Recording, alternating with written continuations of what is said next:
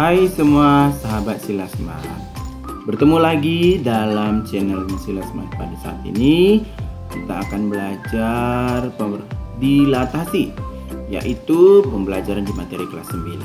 Kita dengarkan.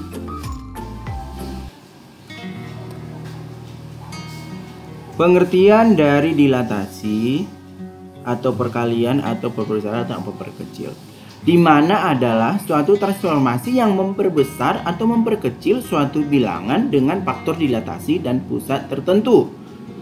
Pusat tertentu ya. Jadi dilatasi itu sebuah transportasi yang memperbesar ataupun memperkecil. Jadi diperbesar atau diperkecil suatu bilangan dengan faktor dilatasinya dengan pusat tertentu.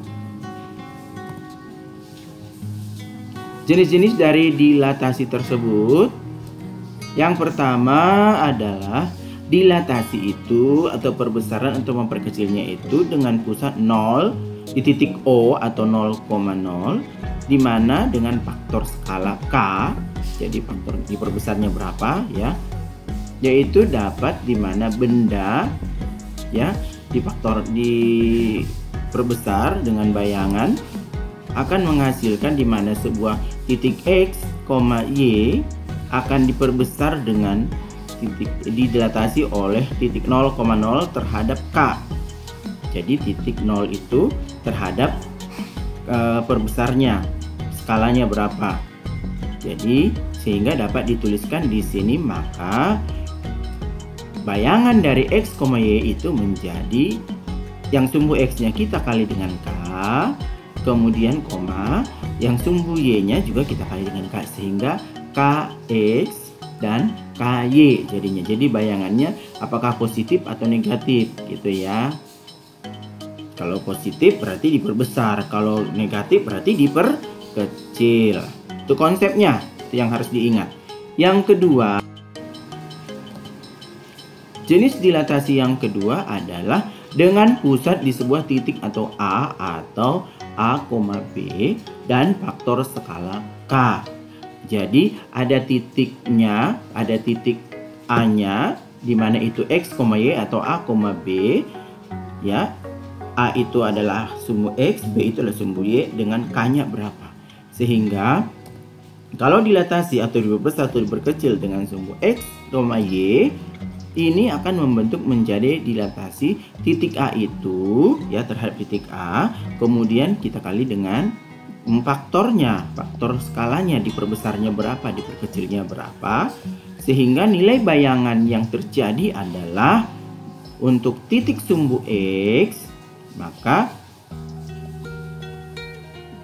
titik A terhadap titik A itu ditambah dengan faktor pengalinya dikurangin X ya, titik yang akan dipindahkan itu X, kita kurangi titik dari titik dilatasinya, dikurangin A, atau titik B ditambah dengan faktor kalinya itu dikali dalam kurung sumbu Y-nya itu berapa dikurangin sumbu Y yang akan menjadi titik pusatnya gitu ya. Ini diperhatikan di sini, ini A untuk titik A ini, X-nya A. Nanti X yang di sini, titik X ini akan kita kurangin baru dikali dengan faktornya.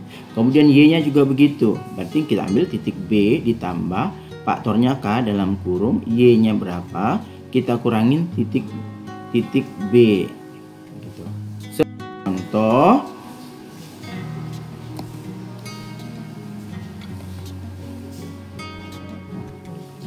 diketahui titik B itu 9,-4 didilatasikan dengan titik pusat 0,0, berarti titik pusat 0,0, dan faktor skalanya adalah diperbesarnya adalah positif 2. Maka berapakah bayangan titik B jika digeser sejauh 2 ya dari titik 0,0. Jadi dari titik 0,0 tidak berubah, maka dapat kita tuliskan ini berarti benda yang pertama ya. Kita tuliskan dulu faktor skalanya dulu gitu kan.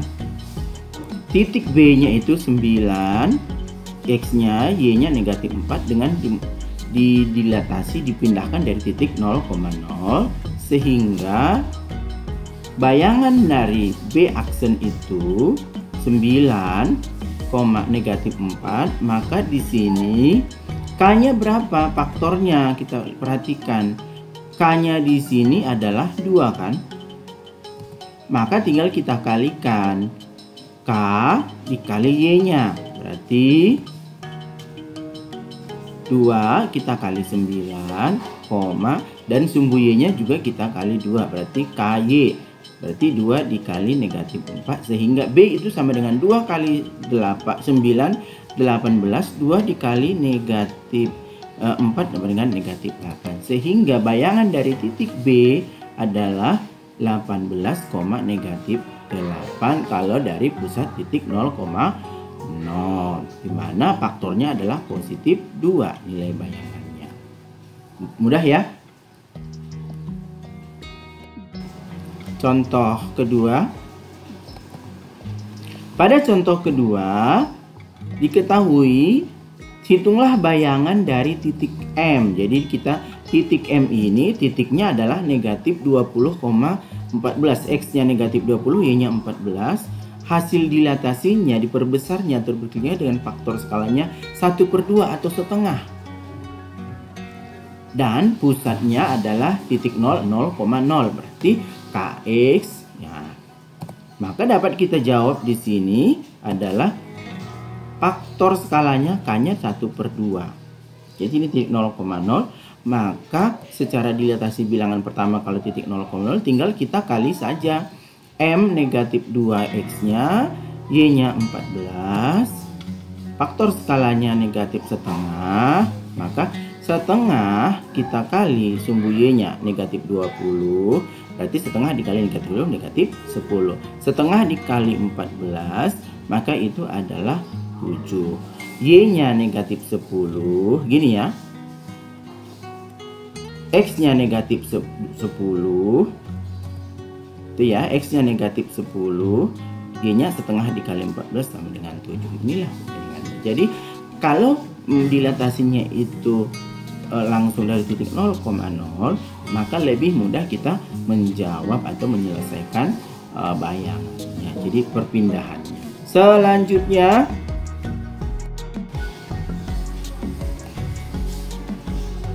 titik A, diketahui titik A itu 2, negatif 3. Didilatasi, diperbesar dengan faktor skala 4, positif 4 diperbesarnya.